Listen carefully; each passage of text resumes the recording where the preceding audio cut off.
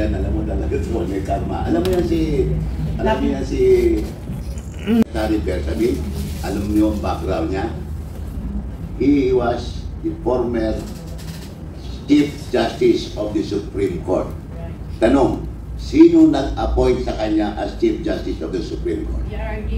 PRRD. Nung nag-retire siya as Chief Justice, napunta siya as Chairman ng GSIS. Sino naglagay sa kanya doon? PRRD pa rin. PRRD pa rin. Pagdating ng panahon, anak ng pating, sila nagmaniobra para kidnapin si PRRD at dalhin sa DA. See? May karma. Kaya may abot ang karma eh. Kaya itong mga nagnanako, may darating din ang karma yan. Darating din ang karma.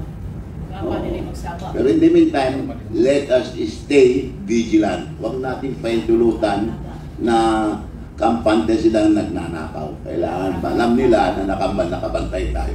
Kampanteng nagnanakaw. Ang ganda ng ano eh. Hindi naman ako panelist eh. I just came to listen to our panelists as a member of the Council of Elders.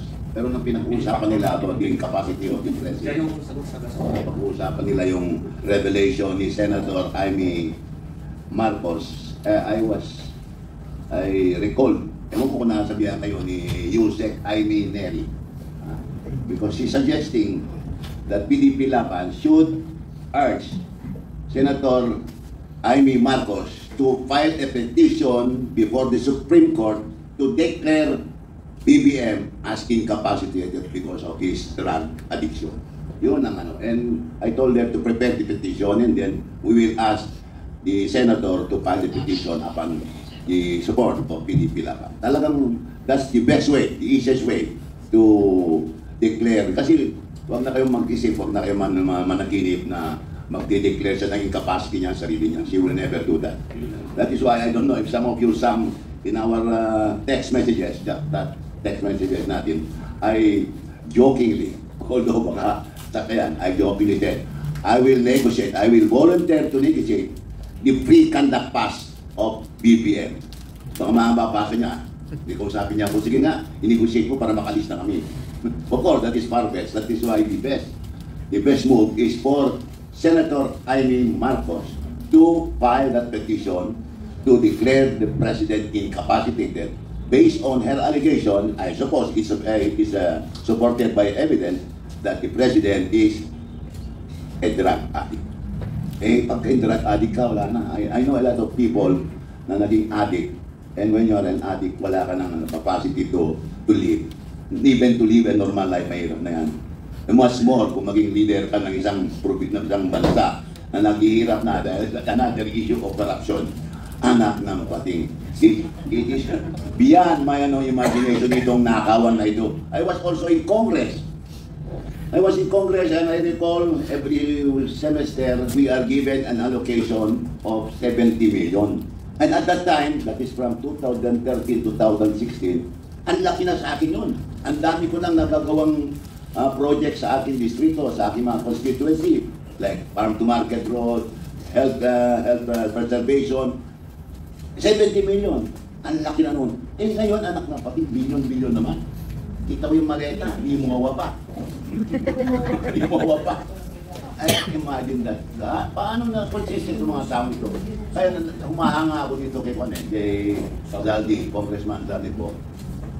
Putting his life in danger, in jeopardy. Nilibing na ang katotohanan. Eh hindi naman gagawa ng istorya ng isang congressman kung walang katotohanan yan. Chairman pa ng APRO. Oo, APRO pa yan. Saka, ito si BBM, minumura na siya, bakit hindi siya nag-react? Narinig nyo si Congressman Kiko Barcada? Grabe kumurahin niya si BBM. Walang reaksyon ng BBM. Kung ako presidente, kaganoon ng congressman, dinect niya ito, cite the constitution para ma-arresto ka. Yung narinig nyo si yung vice mayor namin sa Isabela, si Respicio. Grabe kung bumanat. Hukin na, sabi niya sa Ilocano eh. Ilocano ka pa naman, nakakaya sa lahi natin, sabi niya noon. Sasabihan ka ng vice mayor ng gano'n, presidente ka ng republika, wala kang ginagawa, wala kang comment. It is only indication of guilt. Na wala na siyang dahilan mag-react dahil alam na tama, totoo yung sinasabi nila. Ayun naman po. And that's why I asked PDP to start supporting Jaime to file that petition. That is the best way. Ayan. So, merong action, recommendation ang PDP para kay Senator Amy Bakit Marcos. hinahayaang lumipad? No? So I think it's more on the cover-up na ginagawa. Ibig sabihin, guilty at dala-dala niya ang mga ebidensya. Para hindi siya masalang sa investigation, pinapatakas na lang. So yun din ang question natin sa ICI na hanggang ngayon pinag-iisipan pa paano maging televised or live yung kanilang investigation. So katulad nung kay Zaldico, actually marami na nag-isip yung analysis doon na sinabi ni Zaldico ganun nga nangyari. Pinaalis siya, pero i-blame pala sa kanya lahat ng kasalanan. So ibig sabihin, parang ginawa na din siyang fall guy para siya lang ang may kasalanan yung naiwan dito sila yung malinis. Pero yun nga, obvious yun, ginagawa tayong tanga. So yeah, I think it's more on the cover-up side. And for final words ko po, being a doctor, ibabalik ko na lang po doon yung hair follicle test. Bakit mas maganda ang hair follicle test sa cocaine? Dahil nasa 90 days yung ano nito, yung kanyang time na pwede ka matest na nagre-retain yung cocaine doon. Yung urine test kasi 4 days lang. So kunwari, hindi ka na nag-abstain ka ng 1 week, pwede ka naman negative. Kung blood test naman, 2 days lang. So ang chance na mag-false positive, ibig sabihin na hindi ka nagagamit, pero na positive ka is very, very slim, less than 1%. Dahil ang chinecheck po sa follicle test ay yung buhok talaga mismo dahil yung metabolites ng cocaine pumapasok sa bloodstream, pumupunta sa buhok. At saka ang pagtubo ng buhok mo ay 1 cm in a month. So ibig sabihin talagang nagsistay doon yung metabolites ng cocaine. So yung chances na maging fake or maging false yung result are very, very slim. Kasi maraming takot magpa-follicle test kasi daw baka maging false positive. Less po ang chance nun. So again, we will go, I would like to bring that up again to clear things up. That's a challenge to the first family dahil nga sinabi na nga yun ni Senator Amy. To clear things up po, yun po ang challenge ng bayan, magpa-hair follicle test po. Lahat po ng na-mention ni Senator Amy. Maraming salamat po.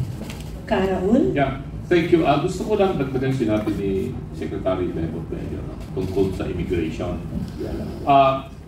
Una, yung whole departure order, nanggagaling po yan sa korte. Hindi po yan nanggagaling sa Department of Justice or it's the court that will issue the whole departure order. Meaning to say, meron nang naisampang kaso. Indicted na yung tao sa Sandigan Bayan o sa Regional Trial Court. Pero, kahit na walang whole departure order, pwede po na hindi payagan ng immigration ng alabas ang kahit na sinong Pilipino. Nangyayari yan sa mga overseas Filipino workers natin, hindi ba? Ang higpit ng immigration natin, pag yung mga nakakasabay ko sa airport ay mga pupunta magtrabaho sa ibang bansa, ang dami-dami nilang dalang mga papeles, mga documents to justify na bakit sila ay papayagang makalabas ng immigration natin. In fact, ako nga, madalas nga akong magbiyahe, almost twice a month akong magbiyahe. Still, yung immigration natin ay tinatanong pa rin anong purpose ng travel, saan ka pumupunta, government official ka pa ba, etc. So, nasa immigration yan kung gusto nilang palapasin or hindi yung tao. And as experience, no, naalala niyo yung ginawa nila kay GMA, President Arroyo, noong 2000, I think that was 2010. I think it was November of 2010 yata yun. Na she was supposed to go to Singapore para magpagamot. Naka-schedule na siya to be operated in Singapore. Pero hindi siya pinayagan ni Laila de Lima at ni Mar Rojas at that time. Ni Jojo Ochoa sila, pinigil nila si GMA. Walang whole departure order si GMA noon na. Yet, hindi siya pinayagan. Kasi sabi na, alis na yan, hindi na yan ano. See, yun ang problema natin talaga dito sa implementation ng mga batas natin. Ang immigration is so powerful kung gugustuhin po nila yan. And they have the right to do that. They have the power to do that. No? At isang institutional reform siguro ang dapat nating gawin na ilipat na natin yung immigration from Department of Justice to another department which I think should be created by law immediately. Gayahin na natin yung Amerika Kasi paborito naman natin yung Amerika eh. Actually, maraming Pilipino gusto magmukhang Amerikano eh. Pati sa isipan at sa puso gusto nila Amerikano. O hindi gayahin na natin kasi maganda naman yung Department of Homeland Security. Yung Department of Homeland Security, ando doon ang immigration. It's no longer under the Office of the Attorney General or Justice Department. It is now under the Department of Homeland Security. Ganon din yung customs. Kasi customs is intended for what? Border protection yan. Entry of goods and others coming from other countries. So it's more on Bureau of Customs, yung Customs Office natin. Malipat na rin sa Department of Homeland Security. Ganon din yung Coast Guard natin. Hindi na dapat yan under ng Department of Transportation. It should be also under Homeland Security na yan. So marami pa po mga dapat na institutional reforms na pwedeng gawin para mapalakas po ang ating bansa. And in regard to itong pag-alis ni Secretary Bunuan, ako kilala ko rin si Sec Manny. Matagal na kami magkakilala niya ni Secretary Bunuan. And I agree with Secretary Bello sa kanyang sinabi. Napakabait na tao, napaka-humble, pero napakahusay po yan. I first met him when he was just a mere director of the Department of Public Works and Highways. And this was during the time of President Ramos. Marami po siyang mga nagawang mga magagandang mga proyekto dyan. And I've never heard of him being involved in corruption when he was still with the DPWH during those time until he opted to retire early and join the private sector in the San Miguel group of companies. Kaya nagawa yung mga Skyway na yan, si Secretary Bunuan ang gumawa yan. But this time around, itong flood control project na ito, alam naman natin yung mga cabinet members, they are barely what? Utusan lamang po yung mga yan. No? Imposible na alam ng cabinet member ang mga nangyayari ito na hindi alam ng pinakamataas. Kung i-implicate nila si Executive Secretary Bersamin dito sa binabanggit na 100 billion insertion, na ngayon napatunayan na natutunga na nagkaroon ng 100 billion insertion. No? Pero, yun, tinanggal si E.S. Bersamin. No? Tinanggal si Pangandaman. And it is reported, I don't know if the report is accurate, na kakasuhan si Undersecretary Bersamin at saka si Ulaybar at saka si former Secretary Pangandaman of plunder or malversation of what?